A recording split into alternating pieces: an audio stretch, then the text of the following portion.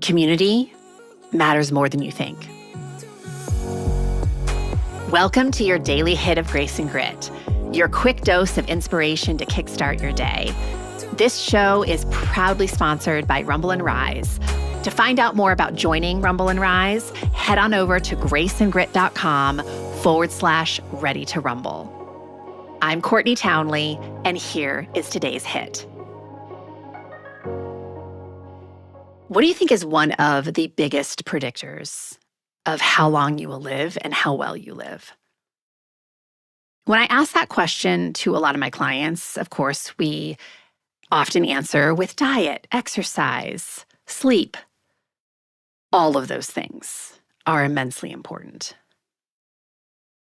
This might surprise you, but the quality of your relationships is one of the strongest predictors of how long you'll live and how well you will live. And at midlife, I see an awful lot of women abandoning relationships in terms of making time for connection and friends and just being in community for so many reasons. They're afraid people won't like them. They convince themselves they don't have time, and so on and so forth. But it's worth knowing, Harvard's study of adult development, one of the longest studies on human happiness ever conducted, followed people for 80 years. The finding that emerged, above all others, was good relationships keep us healthier and happier. Period. Not money, not fame, not achievement, relationships. The research is staggering. Social isolation increases mortality risk by nearly 30%. That's comparable to smoking a pack a day. But here's what makes this relevant to you right now. We are living in the most connected era in human history. Yet, we're experiencing an epidemic of loneliness. Again, especially women in midlife. Our kids are launching, our careers are demanding, parents are aging, bodies are changing, we're trying to take care of our own health, and our friendships, they've been on the back burner for years. Community isn't just nice to have. It is essential infrastructure for your well-being. And it doesn't require having a massive friend group or a packed social calendar. Thank God. Because honestly, the idea of a packed social calendar terrifies me because it exhausts me. I love people. And because my work is largely people-oriented, I don't have a packed social schedule, and that's very intentional. But I do make sure I have a social calendar. The research shows that the quality matters far more than the quantity. Having just a few close relationships where you feel seen, known, and supported deeply improves your physical, mental health, and, of course, your longevity. I also want to say here, I've done a whole podcast on this before, but I was blown away as a coach when I started to convert my business from just one-to-one work to having the option to be in more of a community environment. So I started a membership 5-6 years ago.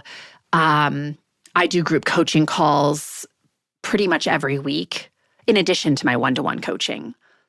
But I was so blown away at what community gave the women inside of it.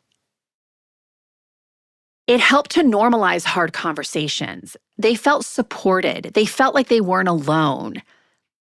They weren't so hard on themselves when they messed up because other women were being vulnerable with how they were messing up. Community made their health journey easier. And they felt more supported, which of course allows them to be more consistent. So what does community mean practically? Well, I just want to offer that it means you stop waiting for community to happen to you. We all love invitations to participate in things, even if we don't want to go. We love the invitation, right? But I think we also need to initiate what we are craving more of. So if you want more girlfriends, can you invite somebody that you know to go do something with you? Maybe it's a colleague that you know at work or someone that you've met in an exercise class. Maybe you join something. Maybe you start taking an art class. You join some kind of community group. And then you start showing up regularly. And you challenge yourself to go beyond surface level conversations. Be the person who asks the real questions, who shows her own vulnerability so other people feel comfortable showing theirs. Invest in relationships like you invest in your health because it is your health. One of the things I say early on in the Consistency Code book is health is a relationship. You are in relationship with everything in your world. And the quality of those relationships will really determine the quality of your health. So your body will benefit just as much from a weekly coffee date with someone as it will from an extra spin class. And I realize that those two things kind of feed different dimensions of health, but so often we are focused on the physicality of health that we forget the relationship component to health. So don't forget, my friends, to choose connection. And I would challenge you today as you travel through your day to look for one place where you could choose connection on purpose. Extend an invitation to somebody. Start a conversation with somebody. Sign up for something you've been thinking about. Choose more connection.